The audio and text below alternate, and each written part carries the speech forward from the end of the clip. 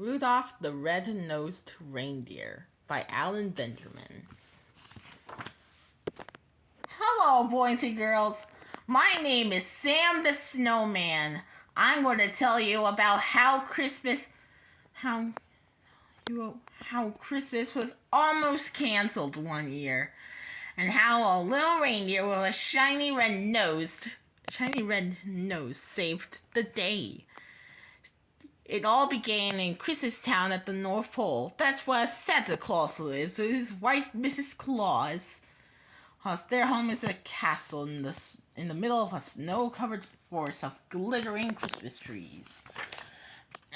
Every Christmas, as Santa delivers toys to good little girls and boys, and every Christmas, as little reindeer dreamed of becoming part of Santa's team when they grew up. Donner, one of Santa's reindeer,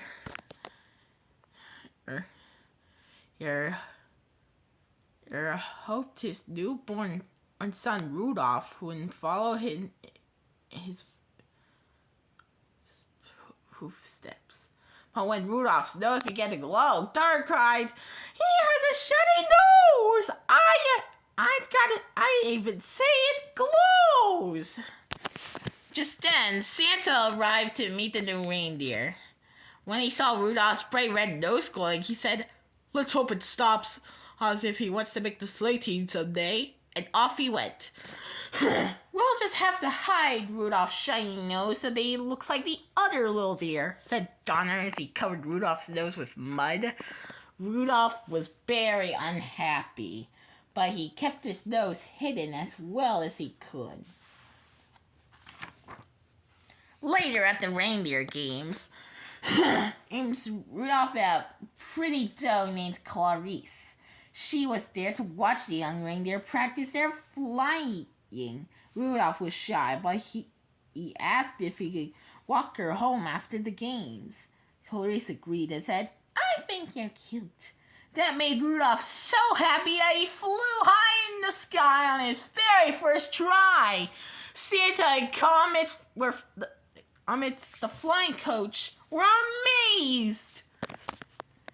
But suddenly, Rudolph's false nose fell off and his real nose glowed brightly. All the other reindeer laughed and called him names like Fire Snout and Red Schnoz and Rudolph the Red-Nosed Reindeer. From now on, said Comet, "we won't let Rudolph join any reindeer games." Rudolph was very sad, and then he wondered what being a little bit different made him such a misfit. So he decided to run away. Meanwhile, in Santa's castle, a team of elves were making toys in a workshop. But one of the elves didn't like making toys. A blonde elf named Hermie. "Whatever is wrong with you, Hermie?" asked the boss elf. "I don't like making toys," answered Hermie. "I want to be a dentist." "A dentist?" barked the boss elf. "That's ridiculous. Elves make toys." Hermie was not about to give up his dream of becoming a dentist, so he decided to run away too. The two misfits met and became good friends. Since we both tried tired of being laughed at and called names, let's leave the North Pole and find out what the rest of the world is like, said Rudolph.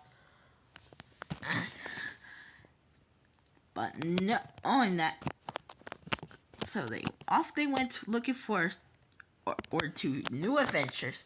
But knowing that they had to beware of the abominable snow monster of the north. The monster was mean and nasty and hated everything about Christmas. "Cover your nose!" Hermie said to Rudolph when they heard the abominable snow monster's horrible roar. Before long, They ran into a prospector named Yukon Caridius.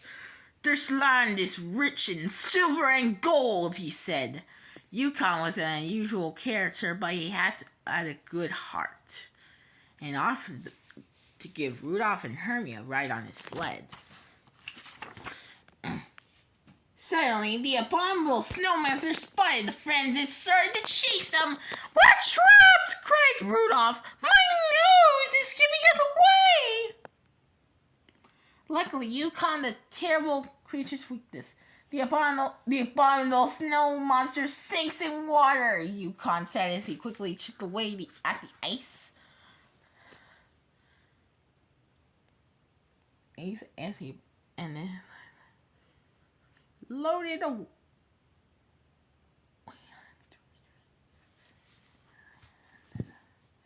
on that do-it-yourself iceberg. Yeah. The three friends escaped on a sheet of floating ice and soon found themselves on the island of misfit toys. King Moonracer, the flying lion who ruled the island, and explained that every year he flew around the world to rescue misfit toys that nobody wanted. Each toy was free to live on the island of misfit toys until some child decided to adopt it, because no toy could be truly happy until a boy or girl loved it. Rudolph, Hermie, and Yukon met Charlie in the box. A train whose caboose had square wheels, a polka dot elephant, a cowboy who rode an ostrich, and a squirt gun that shot jelly, and there were many other misfit toys. "Please ask Santa to include these wonderful toys with all the others he delivers on Christmas Eve," the king said to Rudolph. "I promise I will," answered Rudolph. That night, while his friends were sleeping, Rudolph decided to go on alone. That he knew that the abominable snowman might find him because of his bright red nose, and he didn't want to put his friends in danger. During his journey, Rudolph began to realize he couldn't run away from his troubles, so he decided to go home. Oh, poor Rudolph.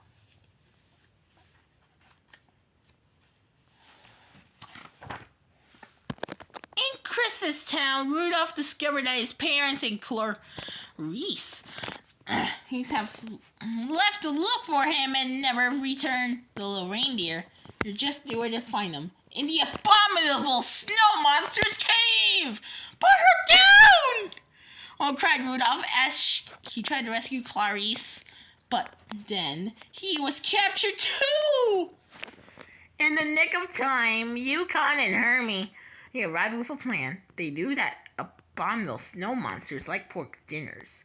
So while Hermie pretended to be a pig and oinked loudly, Yukon climbed above the entrance to the cave. Where the monster came out, Yukon dropped a big chunk of ice on his head that knocked down the abominable snow monster, and Hermie finished the job by pulling out all the monster creature's terrible teeth. Rudolph and his friends returned to Christmastown. Everyone realized that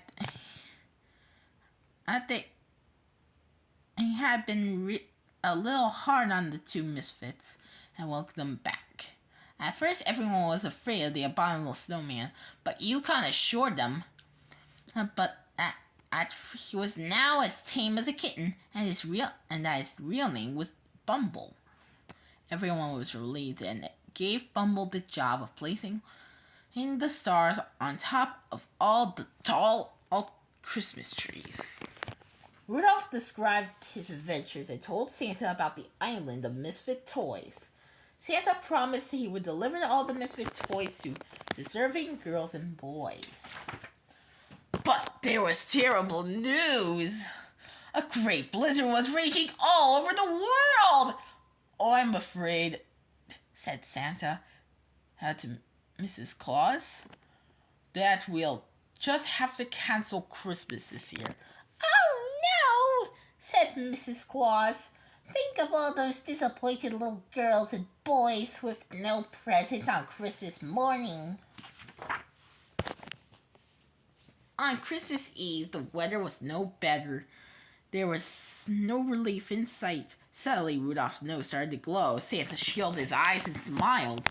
That nose of yours," said to Rudolph. "That beautiful, wonderful nose." "Rudolph, with your nose so bright, won't you guide my sleigh tonight?" asked Santa. "I'll be proud to, Santa," answered Rudolph. Everyone cheered. Even though the blizzard continued to howl, the elves got Santa's sleigh ready for takeoff. Santa put on his red suit. Rudolph and the other reindeer were harnessed with care, and Santa's sleigh was filled to the very top with toys. "First stop is the island of misfit toys," Santa said. "Ready, Rudolph?" "Ready, Santa!" Rudolph said, and his nose glowed as bright as a beacon in the night.